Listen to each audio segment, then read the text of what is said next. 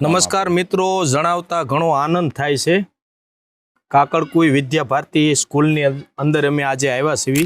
હવે દાદા, તમે સંસ્થા વિશે બે શબ્દો કહો જેની અમને પણ જાણકારી મળે કે આ ઘણા વર્ષોથી તમે સંસ્થા ચલાવો છો અને અમે તો હજી શરૂઆત કરીએ છીએ, પાપા પગલી કરીએ છીએ અને તમારે તો આયા 25-30 વર્ષનો અનુભવ છે દાદા, એટલે એની વિશે પહેલા સંસ્થા વિશે બે શબ્દ કહો દાદા. સંસ્થા એટલા માટે અહીંયા બની છે કે જ્યારે અહીંયા અમારા જે વિદ્યા ભારતીના કાર્યકર્તા આ વિસ્તારમાં જ્યારે પ્રવાસ કરતા હતા અને ગામડે રાત રોકાતા હતા, રાત રોકાય ત્યારે અહીંના વિસ્તારમાં શિક્ષણની એટલી બધી ખરાબ પરિસ્થિતિ હતી કે એ લોકો જે વાલી જે એમના બાળકના માતા પિતા રાત્રે એના ઘરે નિવાસ હોય અમારો, ત્યારે એ જો વાતો એને કરી કે ભાઈ તમે લોકોએ અહીંયા જે આ શિક્ષણ મંદિર ચાલુ કર્યા છે ગામના અમારા, એના આધારે અમારા બાળકને કંઈક થોડું ઘણું લખતા વાંચતા આવડે છે. બાકી ગવર્મેન્ટની જે સ્કૂલો ચાલી રહી છે એની માલમાં કોઈ પણ બાળકને 8 ધોરણ સુધી ભણે તો લખતા વાંચતા બહુ મુશ્કેલથી આવડતું હોય છે, નથી ખાસ કોઈ એટલું બધું ભણી શકતા. બરાબર છે.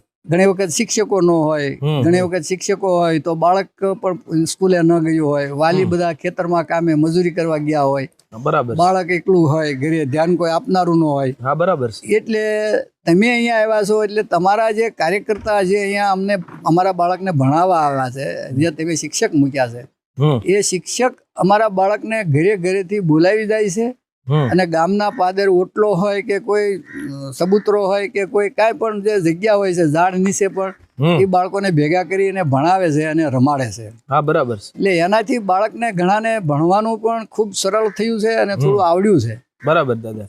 અને સંસ્કારો વધે છે. અને સંસ્કારો તો વધે જ છે, પણ સાથે એમાં એવું છે કે આવું વિદ્યાલય તમે પરમેનન્ટ જો અહીંયા કંઈ કરતા હો તો અમારા બાળકો ખૂબ સારી રીતે ભણી શકે એવું અમારી તમને અપીલ છે કે તમે આવું કરો.